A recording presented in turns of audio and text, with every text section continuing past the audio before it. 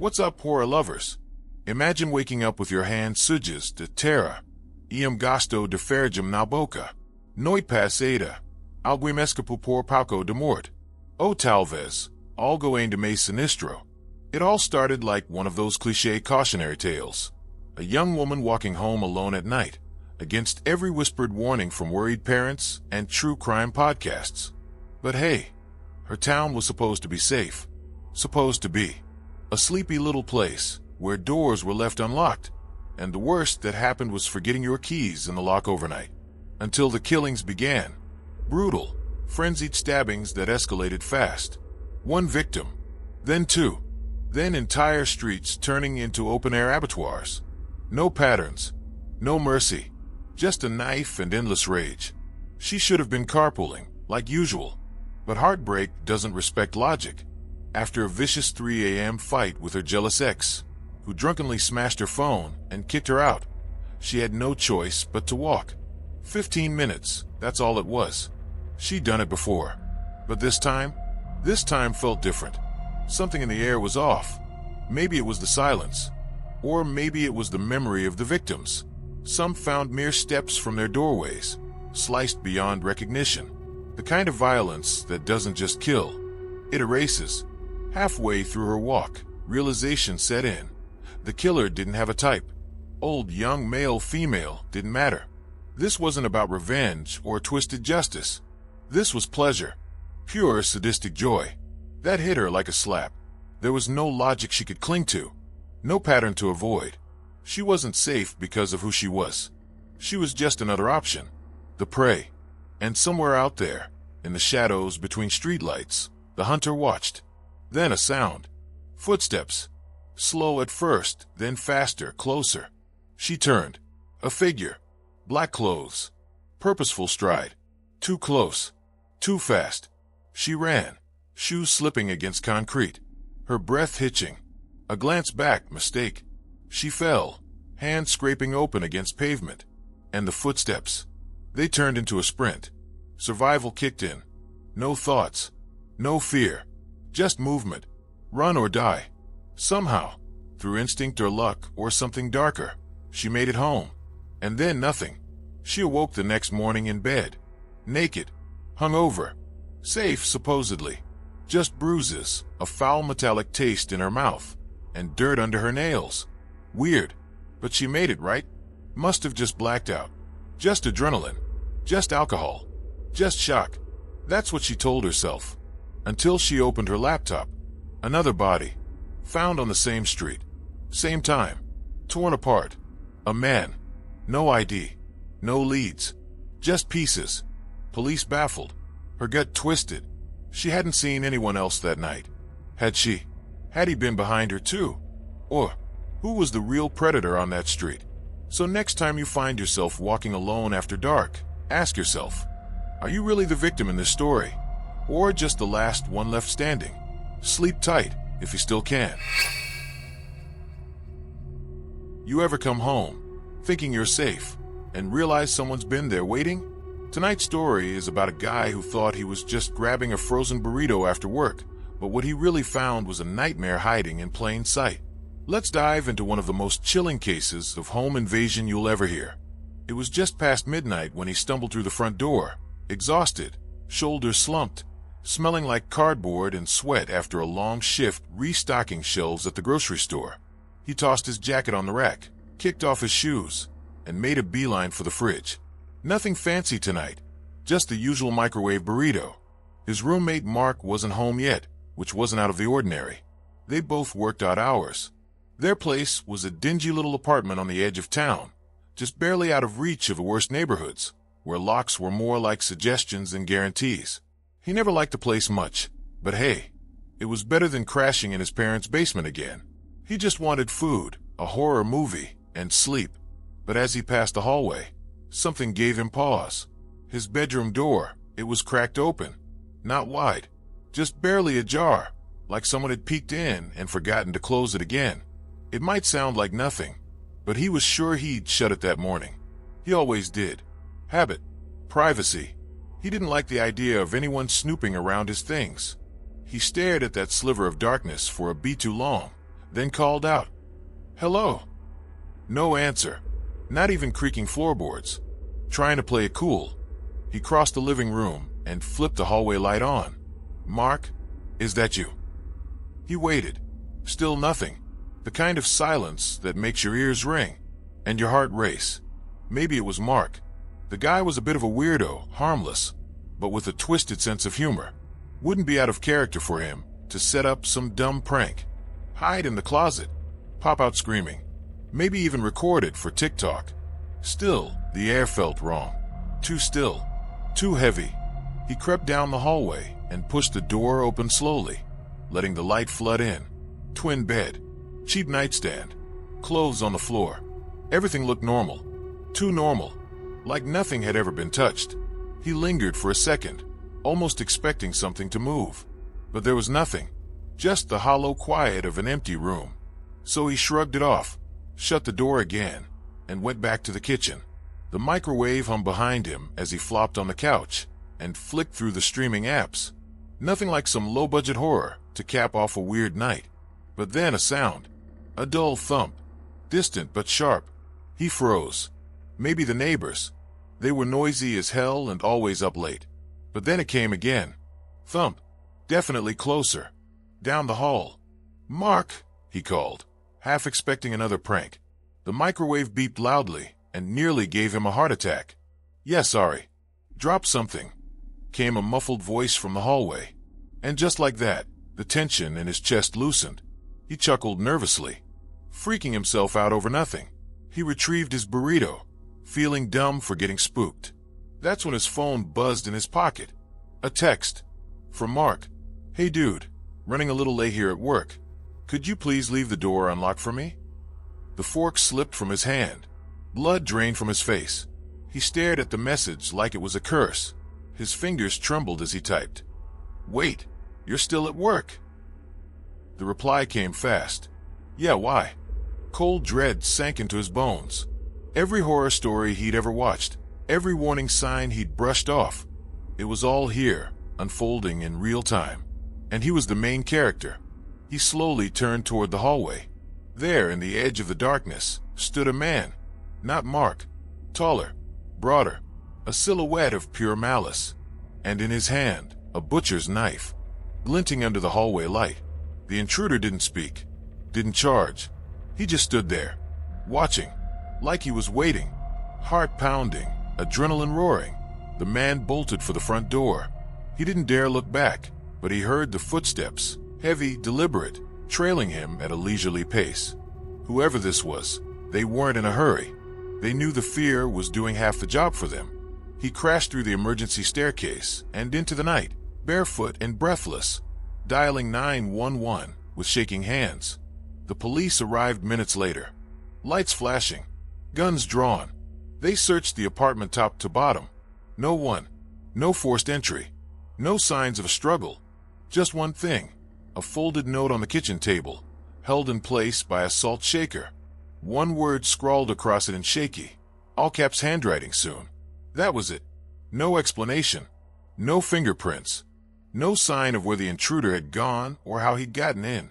The cops did what they could, but without a suspect, the case went nowhere. Just another break-in, they said. Just another scare. But he knew better. This wasn't random. This wasn't over. To this day, he double-checks every lock, sleeps with the lights on, keeps a bat by the door. He moved out within the month, but the fear followed him. And so did the questions. Who was that man? How long had he been inside? And what did he mean by soon? Maybe it was just a prank. Maybe it was a warning. Or maybe it was a promise. So next time you come home late, thinking you're safe, check your doors, check your rooms. And whatever you do, don't ignore the sound in the hallway. 13 years of friendship, and not once had Liam slept over at Leo's house. That night changed everything. The house wasn't just big, it felt ancient, like it had roots buried in something foul. The air inside clung to the skin, heavy with polish, old wood, and a scent like wet earth. Leo's mother moved like she was hunted, her smile frantic, never reaching her eyes. His father was worse, a silent sentinel in leather, watching but never speaking. At 7, the parents left with whispered urgency. But something in the way they vanished told Liam they weren't really gone. Not far, and certainly not safe.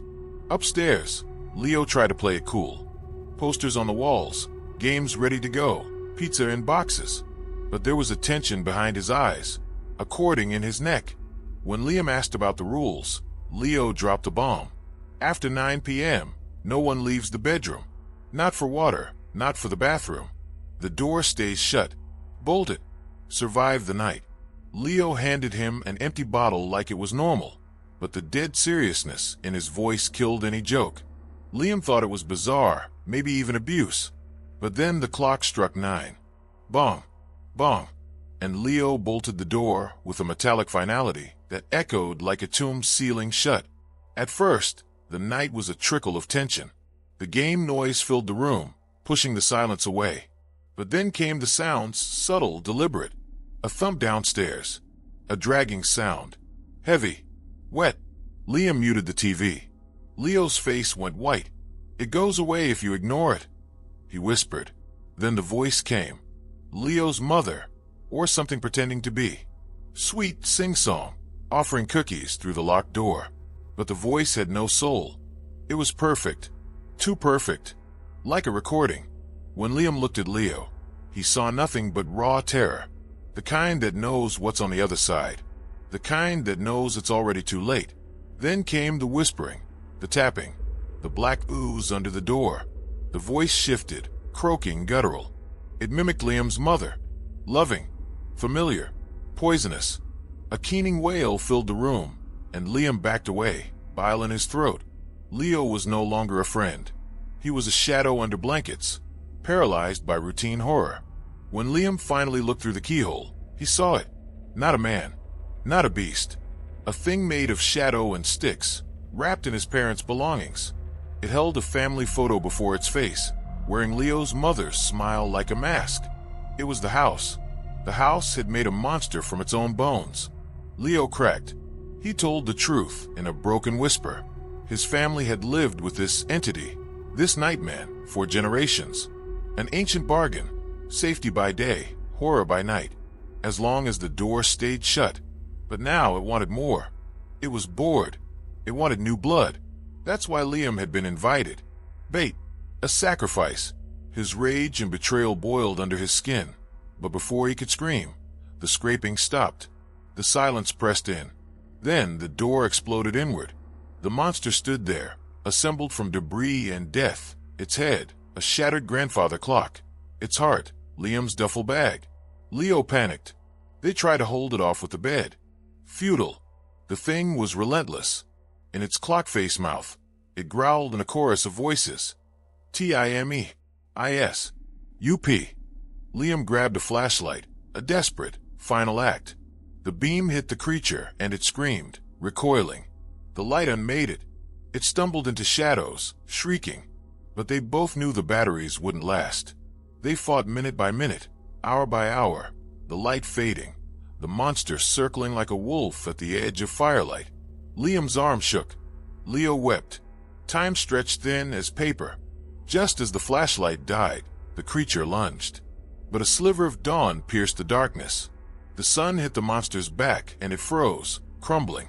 Wood, metal, cloth, all fell to dust. The room was filled with morning light and breathless silence. They had survived. Leo's parents emerged from their room. They looked at Liam, not with relief, but disappointment. Cold, heavy disappointment. The nightman hadn't taken the offering. The hunger wasn't sated. Liam was the one that got away. And for that, they would never forgive him. So, horror lovers, if a friend suddenly invites you to a sleepover after 13 years, maybe ask why. Because some houses aren't just haunted. Some are the haunt.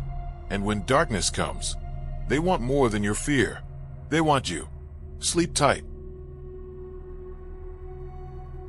Grip your seats and kill the lights, because this nightmare is unfolding even as the keys rattle under a trembling storyteller's fingers. A pair of teenage siblings, alone in their creaky suburban nest, think they've scored the perfect evening of screens, snacks, and blissful ignorance, until their night detonates with a thunderous, bone-shaking barrage of footsteps on the staircase between their rooms, louder than anything human should weigh. The thuds hit like sledgehammers, rattling picture frames and making the front door groan on its hinges. Yet no one is seen descending. It's as though the staircase itself has decided to stampede, driven by an unseen rage. The air turns heavy, thick with the metallic bite of static and the moldy breath of crawl spaces never meant to be opened. In that instant, the house stops being home and becomes a stage for doom, the kind of doom where the walls lean in to eavesdrop on your deepest fears. Upstairs, 2 bedrooms flank the landing like watchful sentries. Emily's on the left, glowing with sitcom reruns, and Alex's on the right, humming with the low-watt light of a gaming monitor. Their parents are miles away, sipping wine at some grown-up dinner that was supposed to end early, and the family cats sprawl in velvet heaps well out of earshot. For an hour, the siblings revel in the sanctity of solitude, memes, TV marathons, gummy candies dissolving on eager tongues, the ordinary soundtrack of a harmless night. But beneath the drywall, a colder rhythm lurks, pipes that moan in ways no plumbing manual covers, floorboards flexing as if something broad-shouldered drags itself between the joists. Outside, a mournful wind pushes against the siding, each gust muffling the tick of an old grandfather clock below. They ignore the hints because ignorance is easy, right up until the first avalanche of steps rips that comfort clean out of their chests. Alex jolts upright, headset sliding to his shoulders, eyes wide enough to swallow the monitor's glow. He hollers his sister's name, expecting the airy "what" she usually calls back during snack runs. Silence answers, heart pounding. He steps into the hallway and meets her stare from her own doorway, hair static charged as though she walked through a thundercloud. Her lips form the same question he just shouted. "Was that you?" Both shake their heads.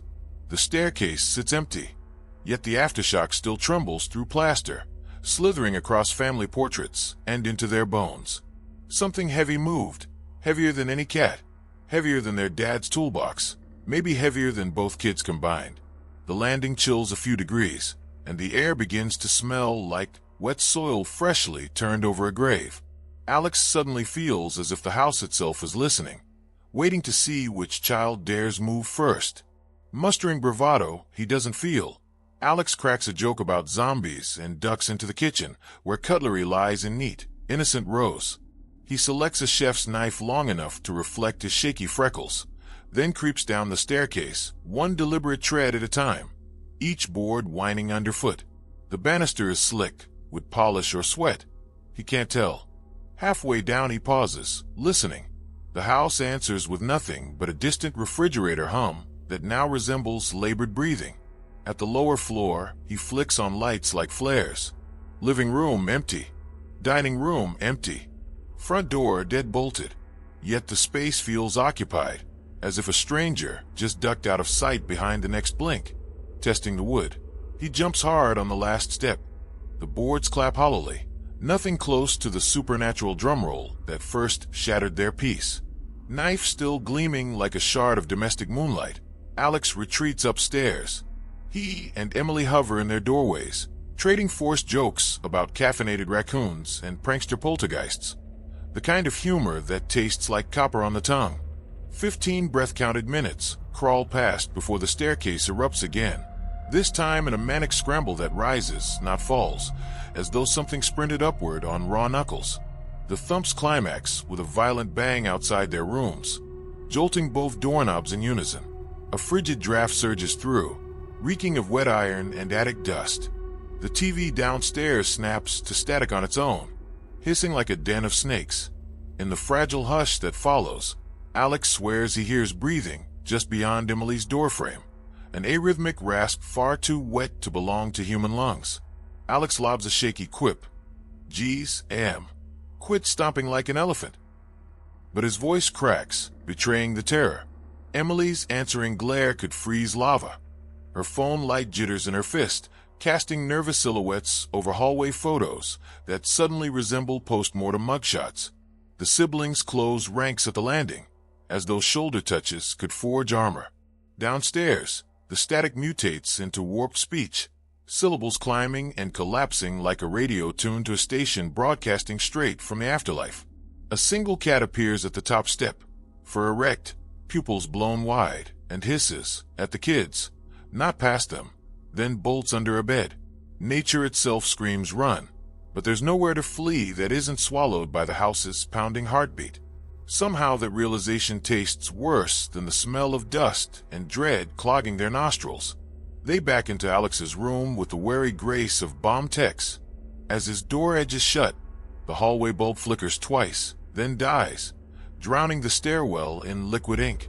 With groans beneath a new, immense weight on the top step, a silhouette taller than the banister coalesces in the sliver of light, still bleeding from Emily's cracked door. No face, only a void where a body should be, shoulders scraping plaster, breath whistling like wind through a keyhole.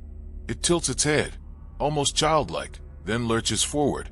At the threshold, it dissolves into a violent cascade of footfalls that barrel down, down, down until the basement door slams with seismic finality, rattling every fork in the drawers. Chains snap tight somewhere beneath the floorboards, followed by stillness so absolute it magnifies the siblings' heartbeats into thunder. Hours drag by with their backs plastered to the same wall, dawn refusing to rise, the house suspended in an endless midnight. There's no comforting rumble of their parents' car, no distant click of a key in the lock, only the staircase, ominously silent now, as though satisfied that its occupant has retreated below. Power wanes, phones die, and neither sibling dares open the basement door where something lurks or waits. Finally, Alex types their ordeal into the void of the internet. Praying shared fear is halved fear, yet each keystroke feels like driving another nail into a coffin. He wonders if broadcasting the story only widens the doorway between worlds. So heed this warning, dear viewers. When your house speaks in the crashing tongue of wood and darkness, answer wisely, because some staircases don't lead to basements at all. They lead straight out of reality, and they might be planning to drag you with them.